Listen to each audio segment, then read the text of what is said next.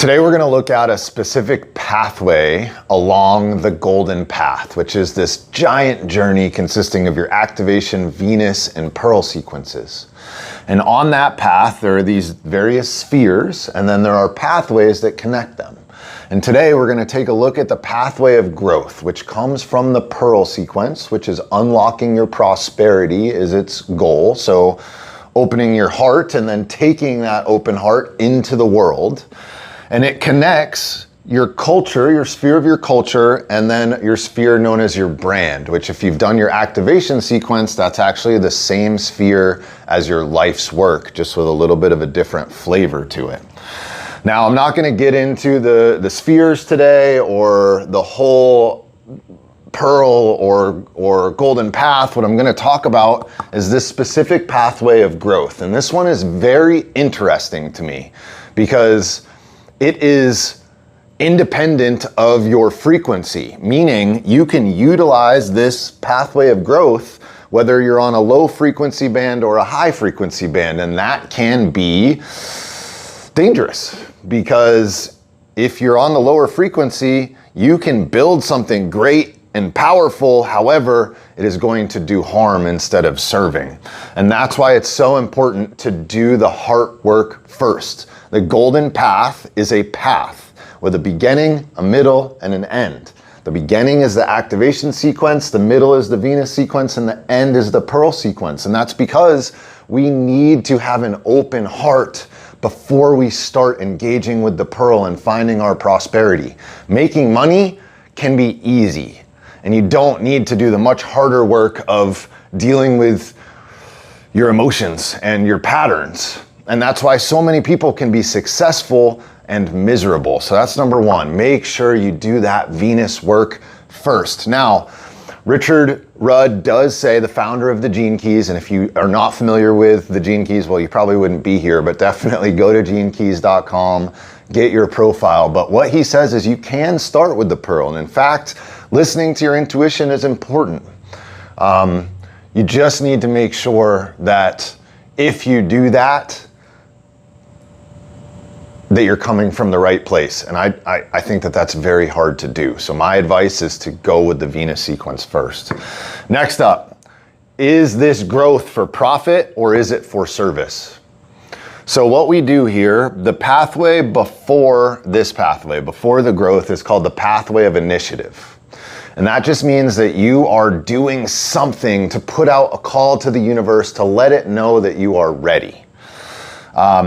And when you do that, what's going to happen is your fractal line or this group of people are going to start to form around you to help you with that thing. Now, again, if your frequency is low, it's going to be low frequency people. If your frequency is higher, it's going to be your soul family, your true fractal, the people that are really meant to come and help you with service. What we need to be careful of is business has traditionally put profit first.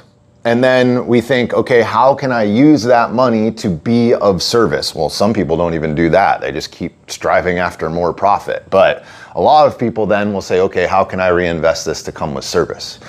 What we want is to flip that on its head. How can what I am doing serve the whole first? We call this the Grail question. How can I serve the Grail, if you're familiar with that myth? How can I serve the whole? Needs to be first. Then the true powers of synchronicity are going to show up. And the profit, you don't even need to think about. It's just going to happen. Next up, a gardener's touch.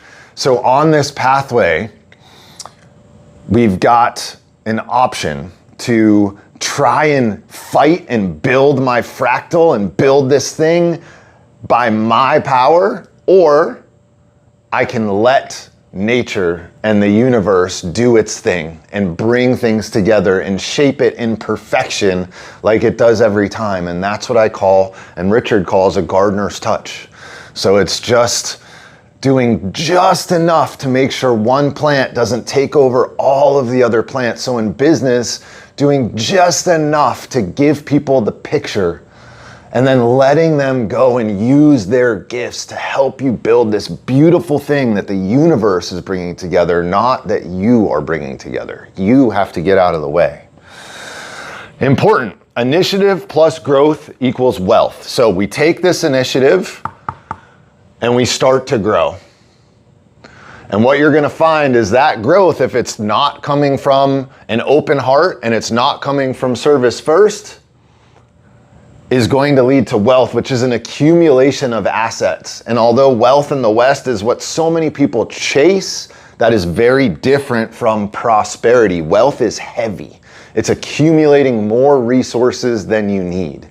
And what happens when you build a business like that is in the beginning, things might be great. And then it gets to a point where it gets too big and it gets bogged down by red tape and this weird inner office play where people are politicking, and unchecked growth leads to wealth, not what we want. Initiative plus growth plus service leads to prosperity. And that is the whole point of the Pearl sequence. Finding prosperity, which is different for everyone. Some people need a lot, some people need a little. And the needing a little people aren't gonna want a lot. That's what makes them truly happy. That's how they serve the whole. And so getting out of this Western idea that more is better and making sure that prosperity means I bring things in, I bring resources in, and then I immediately send them back out, which creates the space to bring more resources back in again. And that leads us to the ring of prosperity. So there are these things that are called codon groups. And this is where the gene keys for me gets fascinating because it is so holographic in nature. And these codon rings are within our DNA and they code for amino acids. My life, still, right now, I'm in a gym that I own. And so I'm intimately familiar with human physiology. And it is mind-boggling to me that these things overlay on genetic groupings called that build our amino acids. So this ring of prosperity consists of two gene keys. It's the 16th and the 45th. And the 16th gene key at the shadow level, so the lowest level is indifference, the gift level is versatility, and then finally the city is mastery. And what we see with the 16th gene key, this is the definition or the potential for a bureaucrat to show up. So somebody who is indifferent, doesn't really care about what's happening at a core level. They're just here to check boxes and follow along with what's been written in front of them. They're indifferent to the suffering of other people, or can be, because they have to follow these sets of rules. Then actually, let's go over to the 45th. It's communion at the city, synergy at the gift, and dominance at the shadow. And this is the archetype of the king. So how can I take charge and rule these people because I know best and I need to keep all the resources?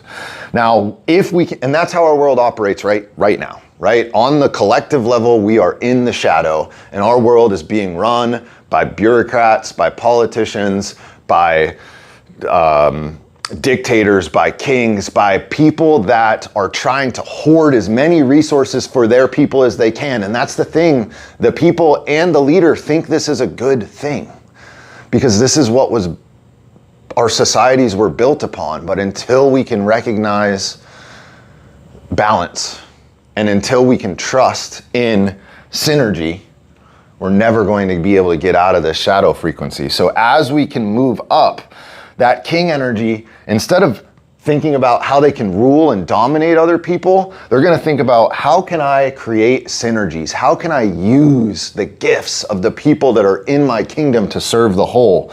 And on the bureaucratic side, it's versatility. So indifference was I'm not paying attention to the world. Versatility is paying such close attention to the present moment so that you can figure out how your skills best serve the whole. How can what you do, how can you become or work towards mastery to serve this beautiful present moment? And we've got synergy, how can we all work together? And then personally, how can I serve with my gifts? And when you block those together, that is how we get to true prosperity. That is the pathway of growth. If you have any questions, leave them in the comments. I'll do my best to answer. One caveat on that. I am not a Gene Keys coach. I'm just a guy. I own a gym. I am walking the golden path myself. I've been studying this for a couple of years, so I'm just doing my best to pass along the things that I've seen and I've learned.